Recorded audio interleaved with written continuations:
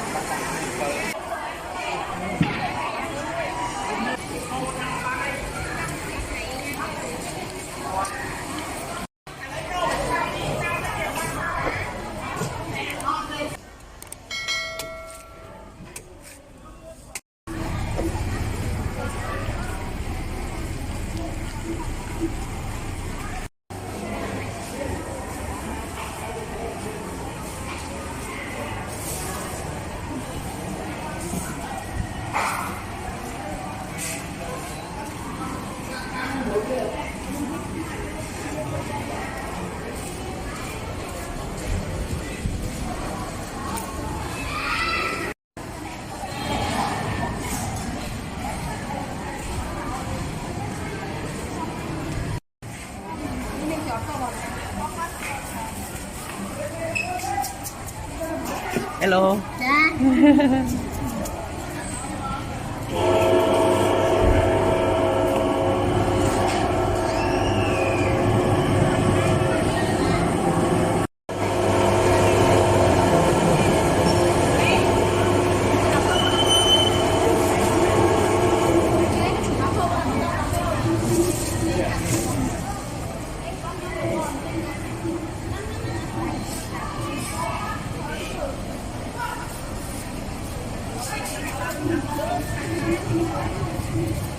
Còn đây nha.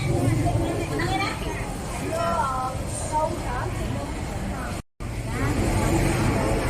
Nhẹ nhẹ. Cái nắng đi lua tại nhỉ? Dạ, ở đây em. chúng ta cho đang lượt thể. Bằng ai em á? Dạ. Anh chắc hả? Cho đang lượt thể. Ok. Cái đây luôn đã quay rồi. Là ngày.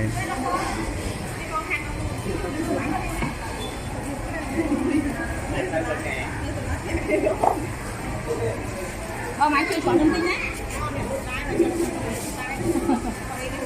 Dạ.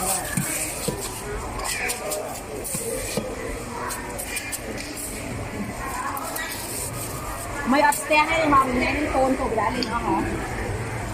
Lên đó mà lại. Con của mồm na lên á. Lên tới tay tầm màu. Dạ vậy. Ta thì vô đây gì không cho màu rồi đó. Ok ok. Nha con. Rồi không phải trong nhâm thịt đâu mà lại nhâm. Lại nhâm luộc lại không môi giờ mò trong nhâm hot ba đi. Này trong nhâm thịt đâu chớn mà nữa màu. Nhưng chưa có ai giết chân này. Thật khỏi bàn lại. Ok.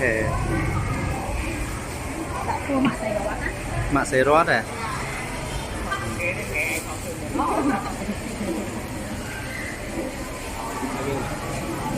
ghê, còn một thân một con hai thả gì. Hôm nay hả? Vậy có gì? Em có khoai thôi kìa. Vui ơn. Đây buồn một khỏe một con này. Cây của anh, của anh này cũng gọi là sang đó.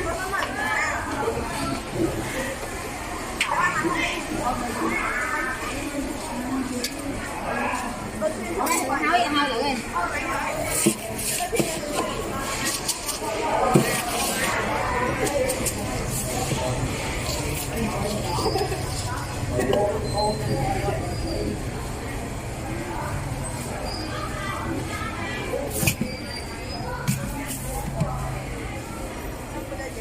có thu scotch năng dạ.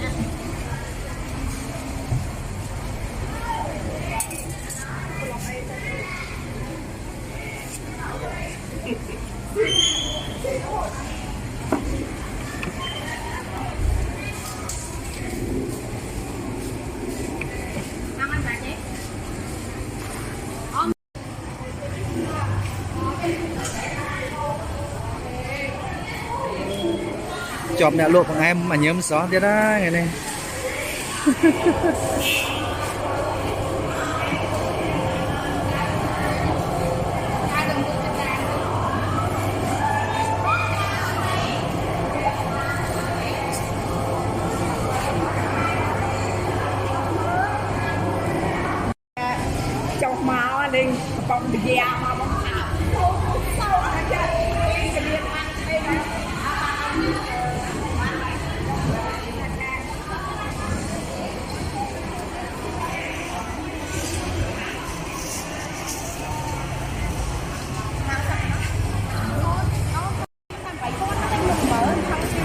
อั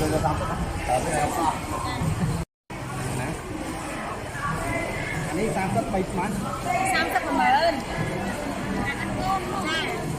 อันนี้จะแถมตัวให้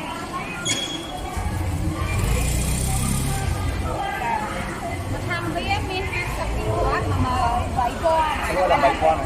ใบก้อนได้จะไหน Chàng 7 con. Nó đây. เนี่ยăn ớt cho môi ra môi Đây, nó bán. đi chơi mai miệng ai mà khang đây con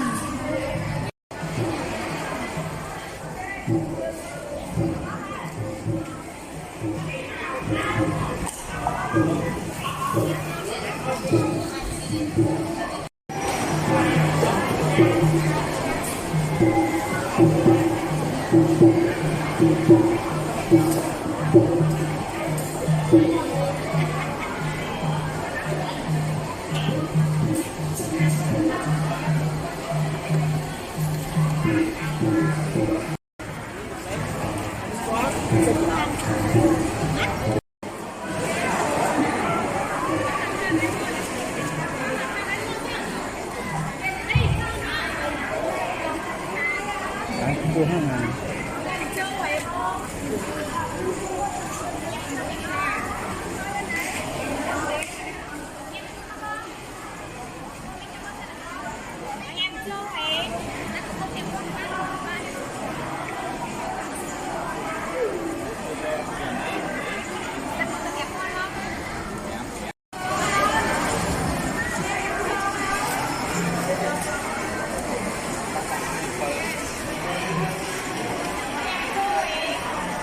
Ini yang paling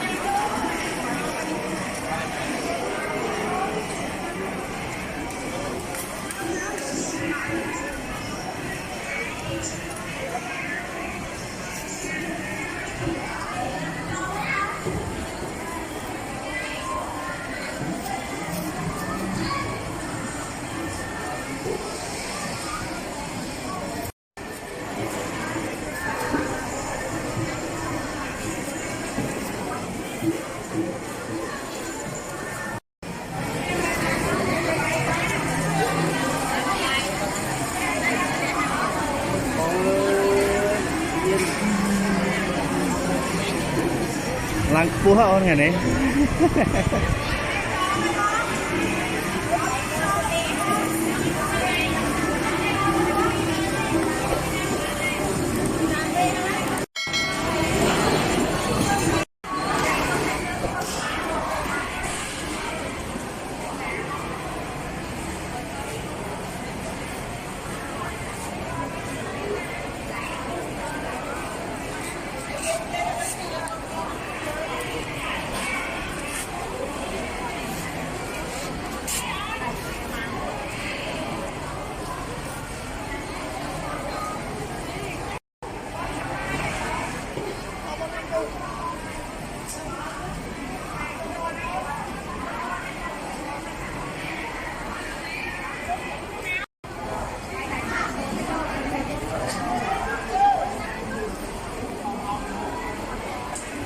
Lang lơ cua mấy ngày này, lang lơ cua ngày này.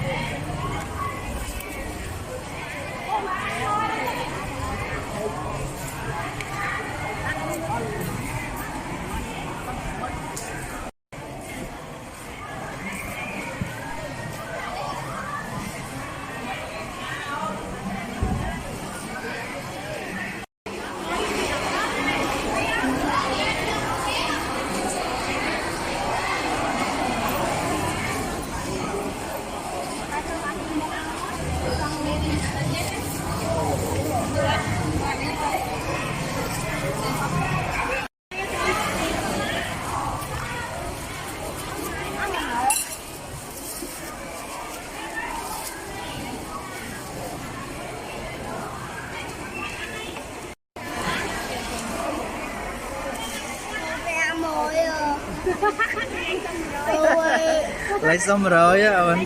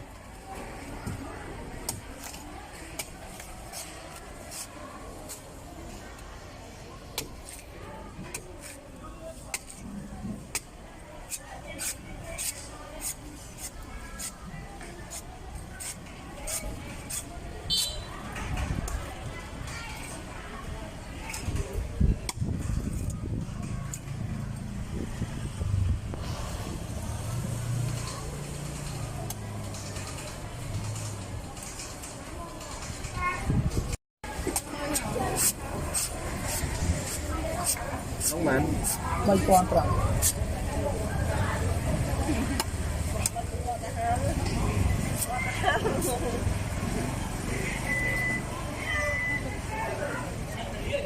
หักเลยลูกไปออกครับ เขาชอบยุ่ง แต่ไรตัวมันจะ ยูทูบจานนี้กู ใครเยอะยุ่ง เฮ้ยบอก